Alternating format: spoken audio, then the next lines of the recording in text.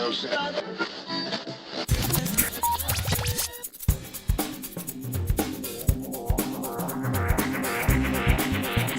let's open their questions up to the audience. If you would like to ask Benedict's question, please feel free to put your hand up and I will come around with you to the microphone and straight away Mario is asking a question. Mario. I actually dressed up as Mario in San Diego. Awesome. So we have a question here.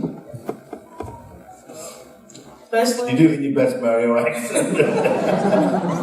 Firstly, I just want to say, Wong, you're invited to my wedding. And secondly, which film did you enjoy filming more, Doctor Strange or Infinite War?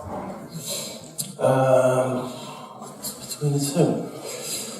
I think Infinity War, yeah, definitely. Just think, wow. I mean, just to kind of get all those characters together and interweave them and what the Russos did with Civil War, it felt very balanced and everyone had a part to say in the story, and then, you know, what happened. It was a really wonderful moment to kind of like, because if you're into, you know, you've seen 10 years of the film, and to be sort of kind of, be so deep in with those characters and then watch that movie,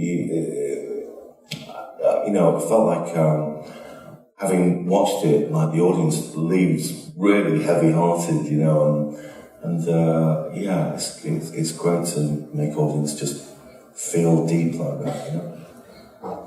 I have a question off to the side here for the Martian Manhunter. Morning. Good. On set for Doctor Strange, did you keep the accent up and did Benedict Cumberbatch keep the accent up all through the day, or was it begin the scene right, must get into the head, do the right accent and... What accent? Well, Benedict Cumberbatch's accent was sort of his American accent. And yours was sort of East Asian, not Salford accent. I used to teach in Salford. You weren't doing the Salford accent. One with a Salford accent would have been a strange film. Yeah. Listen, Doctor Strange, come in.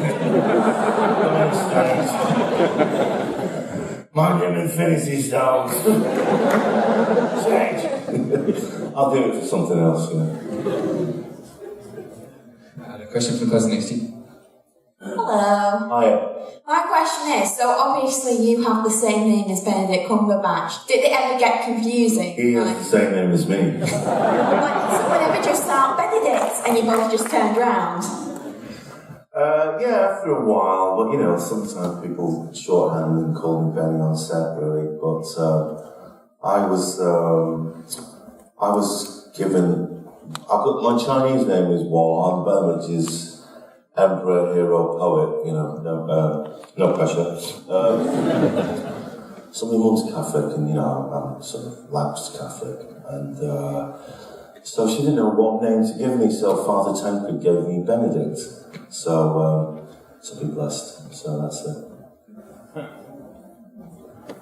Hello. Hi. Recently, over the past couple of years, there's been quite a big push within Hollywood to cast black actors in roles that have traditionally been white, but there's still quite a big issue with whitewashing characters that are of East Asian origin. Yeah. Do you find that incredibly frustrating? Can you see a change coming in Hollywood where that's not happening and there are more roles for East Asian actors and actors of other ethnicities that are being given to white actors predominantly that should be cast wider? Well, I mean, it just harks back to what I was saying before, really, in terms of like how, you know, when I went to college and we'd all be up for the same part. And I knew nothing different because I knew I was equal. I didn't have to think that. And then, you know, you just kind of, your career starts and you're going, oh, right, I'm going for this white thing. Oh, that's great, that's cool. And then your mates are going up for this part in Medics or something. You're the same age. And it doesn't have to state whether it is white or not, you know? And you just kind of, oh, and they're saying you should have been up for this. You should have been up for this. And it just, that's what sort of kept happening. And yeah, it is frustrating to sort of see that certain characters have been whitewashed. I mean, you know, like with the sort of Ghost in the Shell moment, you know, that was disappointing. Some places, you know, with Strange, I definitely could sort of defend that one in particular, because I just feel that Tilda Swinton is very much, I mean, she's an incredible actress. She is kind of otherworldly, you know, and but any other than that, we've got to keep breaking down the door, really, I think. Yeah. But it's not, again, it's like a lot of minority, you know, BAM actors, you know, always get asked the question of diversity, and in a way there's not a lot we can do but write our own stuff and support, you know, but the question needs to be asked higher up in the chain. And there's an amazing speech by David Oyelowo on diversity. If you can have a look at the BFI, it's 30 minutes. It's just, it articulates it so well. And you know, you look at what happens now in terms of the sort of migration of actors, you know, like Idris Elba, you know, Eamon Walker, you know, like David Oyelowo, Marianne Jean-Baptiste. They had to leave here. I had to leave Manchester because I couldn't get a job here.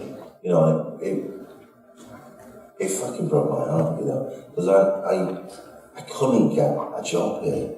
And it was like, so having just kind of go down to London, and it was just like, ended up spending more time on trains. And, you know, yeah, it sort of extracted me from Manchester in a way. And people kind of talk about it. It's like, we talk about it, we agree about it, but then again, it's like, and then the noise drops, and then it's still, you know, it's still happening. So it's a difficult one, you know. I'm on the board of the Act for Change, which tries to kind of highlight this, and I think really that it is coming from your perspective. It's not, you know, you see it more if it's, you know, and if you're higher up, and I think if they definitely kind of include people of colour that are working in casting, you know, then things will change like that, I think. I mean, like, look at bloody Coronation Street. It's like, you know, I've lived here, and it's, you know, we're black, we're Greek, you know, there's predominantly Chinese as well, you know. It's like, you don't see that in, you know, 30 years on the street, really. And in a way, you've kind of got actors that you can't pipe up, you know, because you kind of don't want to be, you know, blacklisted in some way or taken off the list. Just taken off the list. So it's really, it's quite sort of, it's really tentative out there, yeah. So it's a bit of a long-winded conversation, yeah. Big old brand. I have a question here. So, during Infinity War, we see, like, Wong disappear, essentially. What do you think's going to happen to him? Is he, like, does he just go back to the temple and chill with his sandwich? Or what do you think is going to happen? Do you get the script?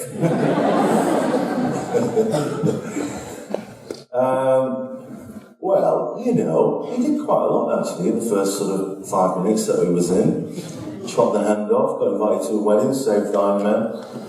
And then, yeah, we just don't know where he goes. He goes back in to protect the sanctums because Strange is no longer there, and other forces will come in. So we'll see what happens. That's all I can say.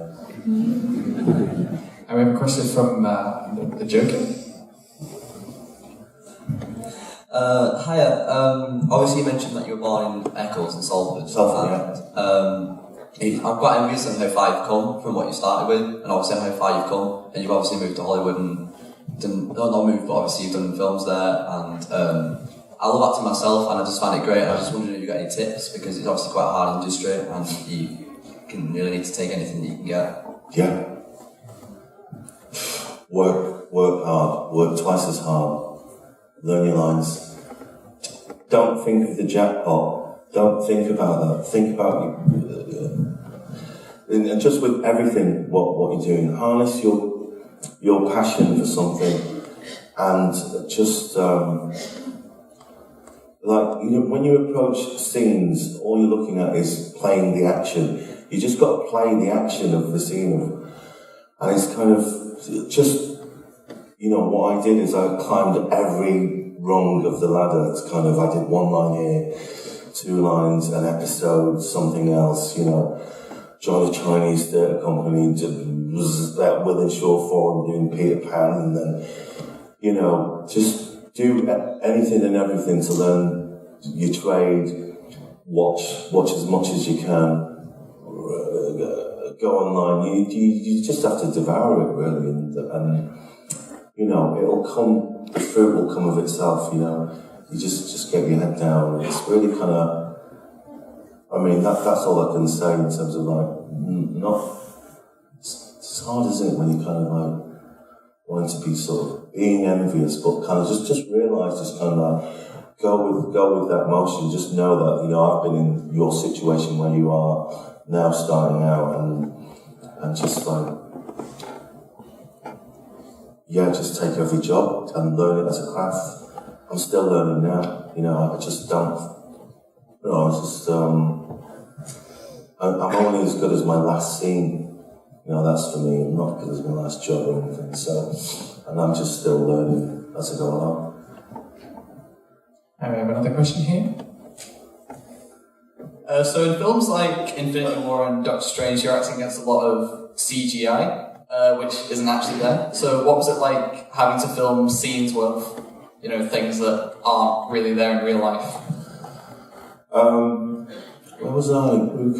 I think we were sort of outside, but certain things.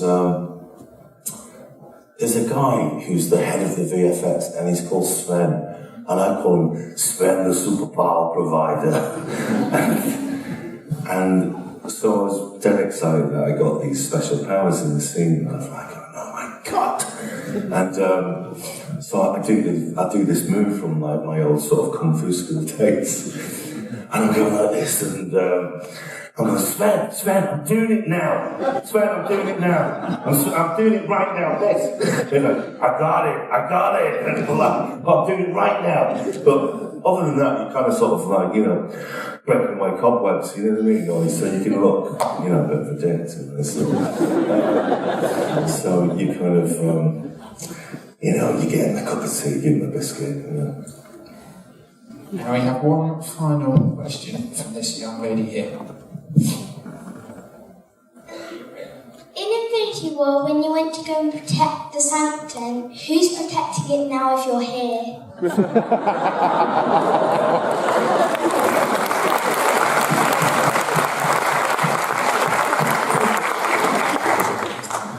Me mum.